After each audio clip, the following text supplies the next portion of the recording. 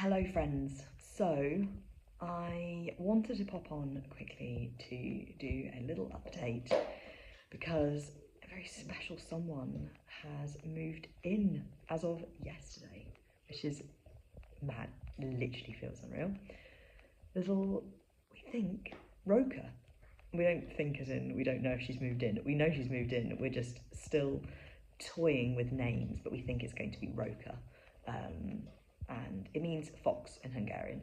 Anyone who's listening to this who might be Hungarian, I might be murdering that pronunciation, but we really like it, and I think it suits her. We had a little short list, and now we've met her and kind of got to know her a little bit. We're feeling like this one's the one that suits her the most. So anyway, I wanted to come on because at the moment I've got quite a lot going on at this end. Some really exciting, like this, some not so great. My father, unfortunately, is very, very unwell, and that's just meaning that I don't want to be doing content as much, which I'm not going to apologise for. I'm just explaining why. It might be that there's not as much posting, whether it's Instagram or anywhere, to be honest, YouTube, etc.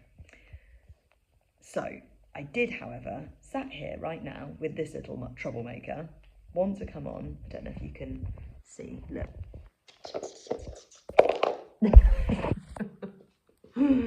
It's so exciting, the world is exciting. I just wanted to come on and just say that this is literally one of my biggest life goals, dreams ever. I've owned dogs with my family for quite a number of years, and the wonderful Ida is the current example of that. Lovely, lovely girl that she is. But this Roka is my, or our, with Andrew, very first dog that is 100% mine. And genuinely, since the age of like 5, that has been all I have wanted. My own dog. To own dogs. At one point, it was 7 Great Danes that I wanted. It's changed so much over the years, but having a dog has been a consistent dream. And it feels bonkers that she's here. And she's mine, or ours, should I say. And yeah, she's doing really well, actually. She came home, she cried a little bit in the car driving back, but it was a 2.5-hour journey. And I don't think she's really done that kind of time in a car before. And then she settled and slept. And overnight, she cried a bit when she first went in her crate overnight, but then she settled, and she didn't make any mess all night. And I've come down 6:30 this morning, so quite early, but not that bad really, considering she's a baby. And she was ready to get out of her crate, but yeah, say no mess, no destruction. And yeah, she's just being really good so far. We're very, very, very impressed. And I think the plan is today to carry her just into the village, just for maybe 5 minutes or so, just so she gets a chance to start seeing some people and cars and things like that, just to really start that socialisation. But that's not really what this video is about. I just wanted to come on and I wanted to touch base and say, oh my goodness, how exciting is this, as like a little personal life update, and then bringing it back to recovery. I'm not going to do that kind of video of, oh, this wouldn't have been possible without fully recovering, because the truth is, it would have been. I could have gotten the dog without fully recovering, absolutely. That could have been something that I had done, and I suppose what this video is just to say that yes, I could have done that, but I absolutely, oh, look at this.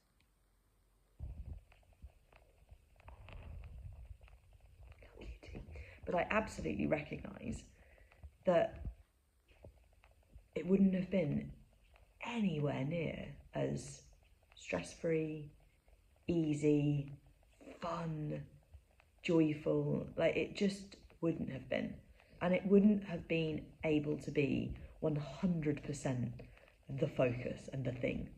There would have been thinking about, well, what are we going to have for breakfast, because we're getting in the car really early, and are we having it home or are we having it on the road, and if we have it on the road, what's it going to be, and how are we going to fit that around lunch, and what's it just would have been a bit about that. I'm having to keep an eye in case she suddenly looks like she needs to go to the toilet. It just would have been. And then all of yesterday where we came back and we just were in the house just chilling and getting her used to things, it would have been about, oh, well, how can I go for a walk? How can I make sure that I get a walk? And how can I do this? And it just wouldn't have been free. And so this isn't one of those videos where I sort of say, oh my goodness, I've got a dog, what a life goal. Could never have done this if I'd not recovered. Because I could have done. I absolutely could have been. Oh, she's so cute. You're a good girl. You are a good girl. She's adorable. You are a very, very good girl. I could have done all those things, but it wouldn't have been as free and fun and easy, and it wouldn't have been the main focus. Like I said to myself when I quit Quasi, if I don't do this, it's not going to be that I don't go travelling and get married and get a cool job and have a house.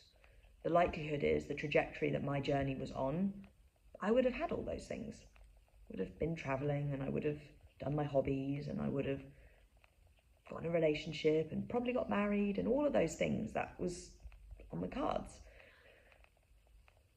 But it wouldn't have been free. And that's the difference.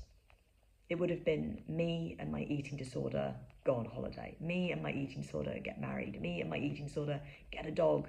It would have been me, but always with that just in the background. Either intensely or slightly.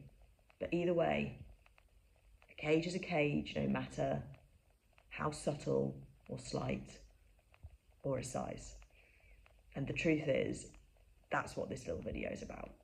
It's about saying that wherever you're at, if you are at the point where you are right at the very start of your journey, keep going. It is so, so, so worth it.